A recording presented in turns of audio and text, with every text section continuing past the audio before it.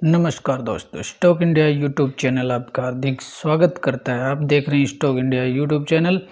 यदि आप पहली बार चैनल पेज को विजिट कर रहे हैं तो चैनल को सब्सक्राइब जरूर कर लें। सब्सक्राइब कर यहां से बेल आइकन को हिट कर ऑल को जरूर सेलेक्ट कर लें ताकि नई वीडियो का नोटिफिकेशन आपको मिलता रहे। और मित्रों, आ गए हैं हम नॉर्मल स्क्रीन पर और इस वीडियो में हम बात करेंगे आज के इंडेक्स में गिरावट की। और आज बॉर्डर बेस जो गिरावट देखने को मिली है उसकी चर्चा कर लेते हैं। तो आज मित्रों सबसे पहले हम बात करें तो आज सेंसेक्स में भी करीबन 694 अंकों की बड़ी गिरावट के साथ इंडेक्स 61,054 अंकों पर क्लोजिंग देखने को मिली। और आज करीबन ये जो गिरावट है वो 1.5% के आसपास देखने को मिल रही है। और सिमिलरली अगर अपन यही स्थिति अपन देखेंगे तो आपको निफ्टी में भी सेम पैटर्न देखने को मिलेगा। और निफ्टी भी 186 अंकों की गिरावट के साथ करीबन 18,069 पर है वो क्लोज हुआ है। तो आज अगर इसकी बात देखें तो प्रीवियस जो क्लोज था, जो ग्लोबल जो क्यूज थे उनके चलते मार्केट की जो ओपनिंग थी वो गैप डाउन ही देखने को मिली, करीबन 100 पॉइंट नीचे खुले। लेकिन उसके बाद में मार्केट में एक तेज़ी देखने को मिली थी और काफ़ी वोलेटिलिटी रही। लेकिन अगर देखें तो दोपहर के बाद बाजार में एक बड़ी गिरावट है वो देखने को मिली है। और जो गिरावट हुई है करीबन 1% से ज़्यादा की जो गिरावट हुई है ये दोपहर बाद के समय में अंतिम क्षणों में देखने को मिली है। और इस गिरावट के कुछ मायने हैं। गिरावट का क्या कारण रहा उसी कारण को अपन जानने की कोशिश इस वीडियो में करते हैं। तो गिरावट का एक ही बड़ा कारण रहा, वो था HDFC ट्विंस। तो मित्रों आप सभी जानते हैं कि HDFC और HDFC बैंक का मर्जर होने वाला है। और इस मर्जर के लिए जो जरूरी जो मंजूरियां हैं वो हो चुकी हैं। NCLT हो, नेशनल स्टॉक एक्सचेंज हो, सभी से लगभग RBI हो, उनसे इसकी मर्जर की जो प्रक्रिया है वो अभी पूरी होने वाली है। और इसी वजह से आज स्टॉक्स में जो इंडेक्स था वो टूटते हुए देखने को मिले। मात्र निफ्टी के इन दोनों स्टॉक्स ने पूरे इंडेक्स को आज तोड़ दिया। सबसे पहले इन इंडेक्स की वजह से आज देखें तो HDFC बैंक का जो स्टॉक्स है करीबन 6% है वो टूटते हुए नजर आया।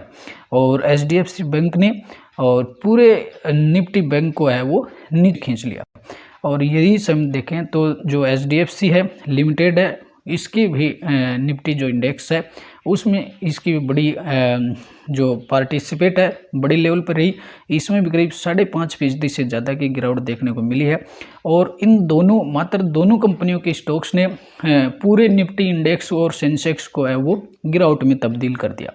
और इसका कारण ये रहा कि HDFC जो बैंक है उसका भी बड़ा जो रोल है निफ्टी बैंक इंडेक्स में भी और निफ्टी 50 में भी देखने को मिलता है।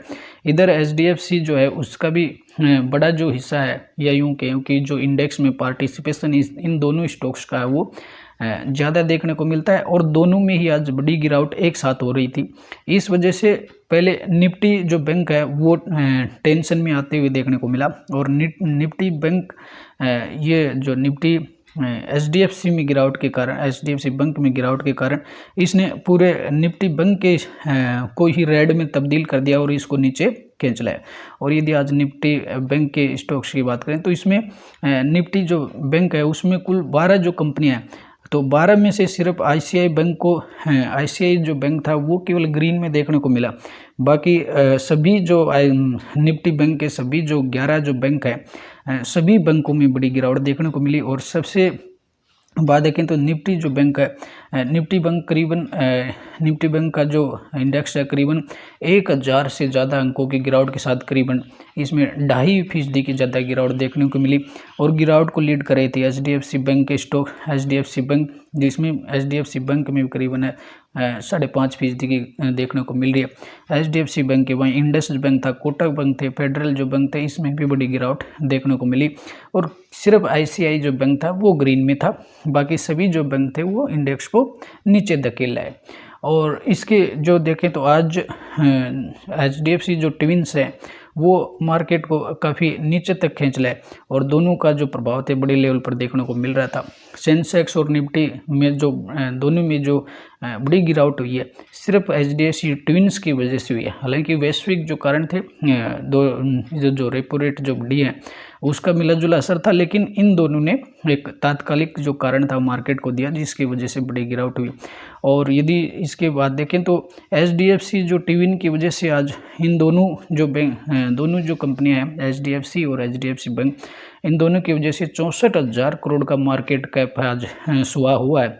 64,000 करोड़ जो रुपए हैं वो इन दोनों सुहा होते देखने मिले। तो अब कारण ये बनता है कि एचडीएफसी और एचडीएफसी बैंक में बड़ी गिरावट की वजह क्या रही। तो एचडीएफसी ट्विंस जो हैं इसमें बड़ी गिरावट का कारण था एमएससीआई। तो मित्रों एमएससीआई क्या है, हमें मॉर्गन स्टैनली और कैपिटल जो इंडेक्स है तो ये वैश्विक जो इंडेक्स प्रदाता है और ये जो सभी जो स्टॉक्स हैं उनके लिए इंडेक्स की उनके लिए कंपनियों को इंडेक्स उपलब्ध करवाता है। तो इस इंडेक्स में मर्जर के बाद एचडीएफसी और एचडीएफसी बैंक का मर्जर जो होने वाला है और मर्जर से जो नई कंपनी बनेगी और उसके मार्केट कैपिटलाइजेशन के हिसाब से नहीं एमएससीआई जो इंडेक्स है उसमें इसका वेटेज तय होने वाला है।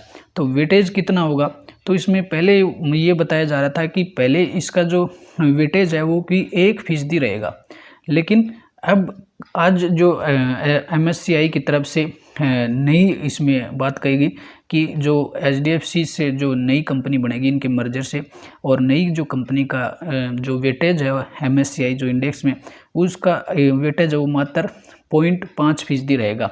यानी 0.5% ये एक एडजस्ट फैक्टर होता है जो इससे इंडेक्स में शामिल किया जाता है। यदि अपन बात करें तो एचडीएफसी और एचडीएफसी बैंक दोनों का विलय होना तय है और इनके विलय से जो ग्लोबल इंडेक्स मुहैया कराने वाली जो कंपनी है मॉर्गन स्टैनले कैपिटल इंटरनेशनल जिसको अपन एमएससीआई बोलते हैं, और इन दोनों के विलय से जो कंपनी बनेगी उसका एमएससीआई के ग्लोबल स्टैंडर्ड इंडेक्स के लार्ज कैप सेगमेंट में रखने का इनका एमएससीआई का इरादा है।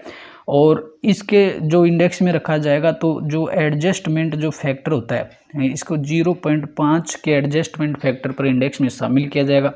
यह फैक्टर जो होता है किसी भी इंडेक्स में स्टॉक्स का एक वेटेज होता है। तो जैसे अब एमएससीआई इंडेक्स में एचडीएफसी बैंक और एचडीएफसी शामिल है तो इनका एक वेटेज होता है। जैसे हमारे यहाँ ये निफ्टी बैंक और निफ्टी 50 में इन दोनों का वेटेज होता है, उसी तरह से एमएससीआई में भी इनका वेटेज होगा। तो वो वेटेज का जो फैक्टर है पहले 1% के आसपास माना जा रहा था कि इनके बाद जो एचडीएफसी बैंक जो नई जो कंपनी बनेगी उसका वेटेज 1% रहेगा। लेकिन अब एमएससीआई का जो नई न्यूज आई है कि एमएससीआई की तरफ से कहा गया है कि इनका जो वेटेज है वो मात्र 0.5 का रहने वाला है। तो यही एक वजह रही। और इस एडजस्टमेंट फैक्टर से जो फर्क ये पड़ेगा कि अब जो इसमें नई जो कंपनी बनेगी उसमें जो इनफ्लो आएगा वो इनफ्लो कम हो जाएगा। और कम क्या हो जाएगा, इससे एक तरह से इनफ्लो तो आएगा जो आएगा, लेकिन इससे आउटफ्लो ज़्यादा होगा। और एक जो नुवामा अल्टरनेटिव रिसर्च के मुताबिक अब इसका जो असर होगा मर्जर के बाद जो एचडीएफसी में कोई बड़ा निवेश नहीं बढ़ेगा, लेकिन इसमें 15 से 20 करोड़ जो डॉलर का आउटफ्लो होगा, यानी इससे पैसा निकाला जाएगा क्योंकि इसका वेटेज पहले 1 माना जा रहा था और अब कितना कर दिया है, मात्र 0.5% का रहेगा। इस वजह से इससे जो इंडेक्स में इन दोनों कंपनियों में जो एफआईज का जो बड़ा पैसा या डीआईज का जो बड़ा पैसा लगा हुआ है वो बड़ी मात्रा में यहाँ से इनमें निकाला जाएगा क्योंकि इनका वेटेज कम होते हुए देखने को मिल रहा है एमएससी में। तो इसी वजह से एमएससीआई के इस एक बयान के चलते आज एचडीएफसी ट्विंस है वो दबाव में आ गए और इनमें सेलिंग प्रेशर है वो हाई देखने को मिला। और इन दोनों में सेलिंग जो प्रेशर हाई देखने को मिला उसकी वजह से इन्होंने पहले निफ्टी बैंक को नीचे खींचा और निफ्टी बैंक ने पूरे निफ्टी इंडेक्स को और सेंसेक्स को नीचे खींचने में कामयाब रहे। इस वजह से आज की बड़ी गिरावट है वो देखने को मिली। आशा करते हैं मित्रों वीडियो आपको पसंद आया होगा। अगले वीडियो में फिर मिलते हैं, तब तक के लिए नमस्कार।